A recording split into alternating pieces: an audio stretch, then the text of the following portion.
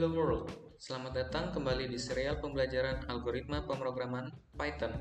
Topik yang akan kita bahas kali ini adalah yang pertama variabel, yang kedua tipe data.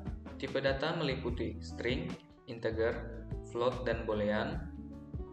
Yang ketiga, aturan penamaan variabel. Variabel dalam pemrograman adalah tempat untuk menyimpan suatu nilai atau data. Variabel memiliki nama yang unik. Saat kita membuat variabel, kita mengalokasikan ruang di memori komputer untuk menyimpan nilai tersebut. Jadi, untuk variabel ini, kita bisa ibaratkan variabel itu sebuah kotak yang bisa menyimpan berbagai jenis barang seperti box mainan yang berisi mainan ataupun kotak perkakas yang berisi perkakas. Memori bisa kita ibaratkan juga sebagai gudang atau tempat penyimpanan kotak-kotak tersebut. Jika kotak tersebut kita taruh di ruang gudang, maka ruang penyimpanan di gudang tersebut akan berkurang. Jadi jenis-jenis dari barang di dalam kotak itu yang bisa disebut sebagai tipe data. Dalam Python itu ada beberapa tipe data yang sering kita temui. Tipe data yang umum digunakan itu antara lain string. String itu merupakan representasi dari teks atau karakter. Misalnya kata halo atau kalimat hello world. Selanjutnya ada integer, merepresentasikan bilangan bulat. Misalnya angka negatif 2, 0, 1, 20, dan juga bilangan bulat yang lainnya. Kemudian ada float yang merepresentasikan bilangan desimal. Misalnya 0,5, 1,0, 2,3 dan seterusnya. Yang terakhir ada tipe data boolean. Tipe data ini hanya bernilai benar atau salah. Kita dapat memberikan nilai ke variabel dan mengakses nilai tersebut kapanpun diperlukan. Masih banyak tipe data lain yang akan kita bahas lebih mendalam di video mendatang ini. Mungkin kita bisa mempraktikkan langsung di Visual Studio Code-nya. Sebelum kita mulai untuk membuat codingan variabel, alangkah baiknya kita mengenal ruang kerja di Visual Studio Code. Yang pertama itu antarmuka. Visual Studio Code memiliki antarmuka pengguna yang intuitif dan disesuaikan. Ada bilah menu di bagian kanan atas, kemudian panel sisi kiri dengan menu icon, ada area editor di tengah, dan juga panel di sisi kanan ataupun di bawah untuk tambahan seperti terminal, explorer berkas, debugger, dan lainnya. Yang kedua, apabila teman-teman mengklik manage, kemudian settings, teman-teman bisa menyesuaikan pengaturan Visual Studio Code sesuai kebutuhan teman-teman. Selain dari manage ini, settings juga bisa diakses melalui file, kemudian preference. Dan di sini ada menu settingnya, teman-teman bisa klik, maka dia akan menuju halaman yang sama. Kemudian yang ketiga yaitu extension. Visual Studio Code mendukung banyak ekstensi yang memperluas fungsionalitasnya. Kita dapat menginstal ekstensi melalui menu extension, di mana menu extension itu dapat ditemukan di sini. Ekstensi memungkinkan kita menambah fitur seperti integrasi dengan bahasa pemrograman tertentu, debugging, versi kontrol, tema, dan banyak lagi. Nah, berbicara soal tema, VS Code itu mendukung tema yang dapat mengubah tampilan antarmuka pengguna. Kita bisa memilih tema dari menu file, kemudian preference, kemudian color theme.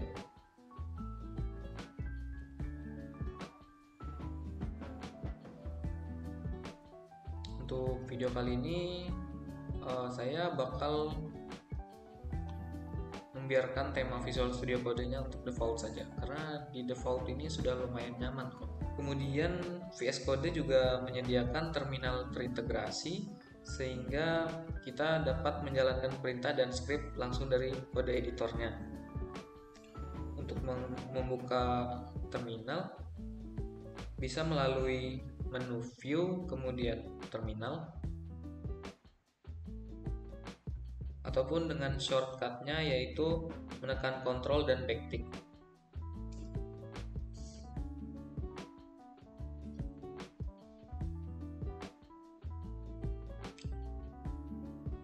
Tadi itu merupakan introduksi atau perkenalan Visual Studio Code. Selanjutnya kita lanjut ke ngodingnya. Nah, untuk membuat file baru di VS Code, kita bisa membuat new file.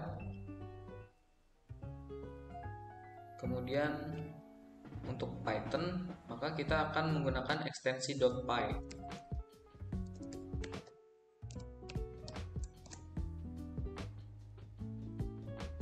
Visual Studio Code kemudian akan menampilkan Explorer, di mana kita bisa memilih direktori untuk menyimpannya.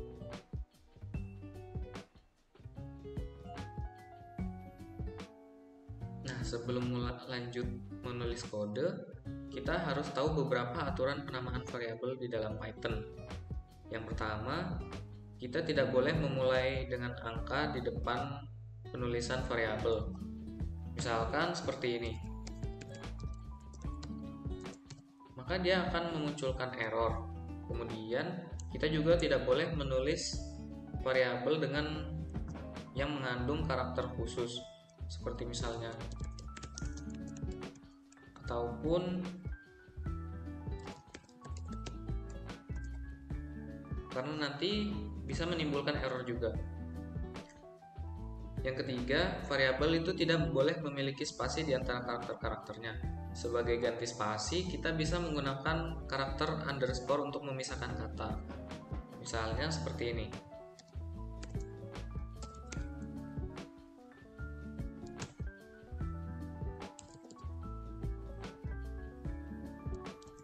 Kalau dia ditulis seperti ini dengan spasi, maka kemungkinan besar pasti akan menimbulkan error.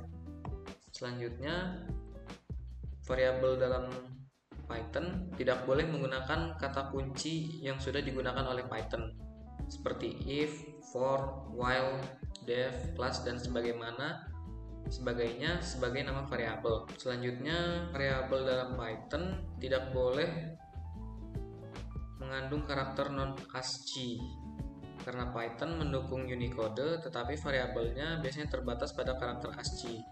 Menggunakan variabel karakter non-ASCII sebagai nama variabel bisa menjadi sulit untuk dibaca dan diolah oleh pengguna Python lainnya. Selain itu, penting untuk mengikuti konvensi penamaan yang baik untuk memudahkan pembacaan dan pemahaman kode. Pada umumnya, di Python penamaan variabel menggunakan gaya snake case dengan huruf kecil menggunakan underscore untuk memisahkan kata-kata. Baik, mungkin kita bisa lanjut ke kodenya.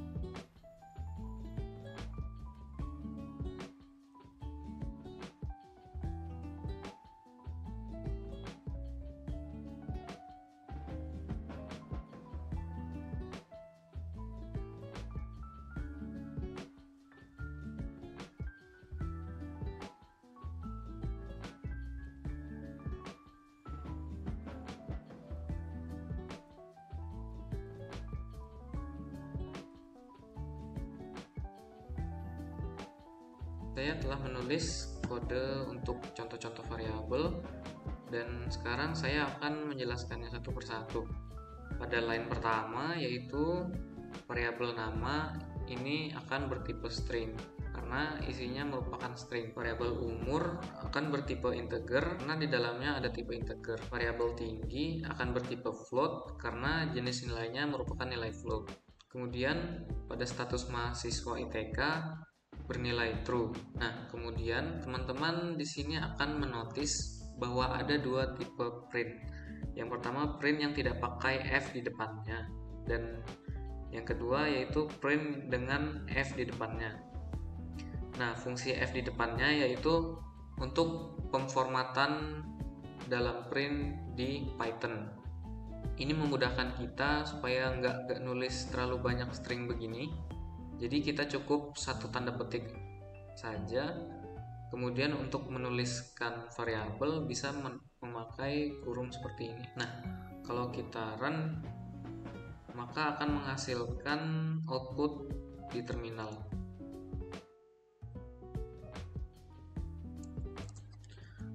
Selanjutnya kita akan mencoba mengkonversi tipe data.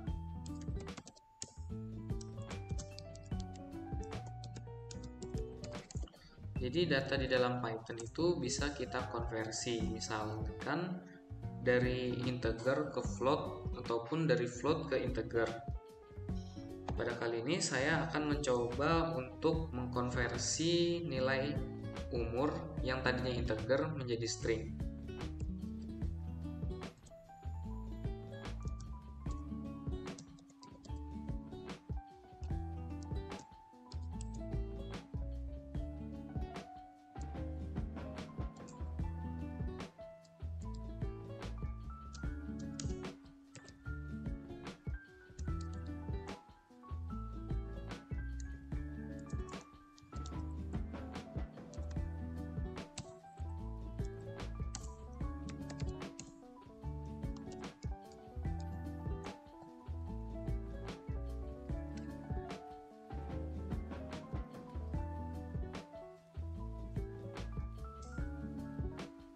Setelah kita tulis ini, maka variabel umur yang tadinya integer akan berubah menjadi string.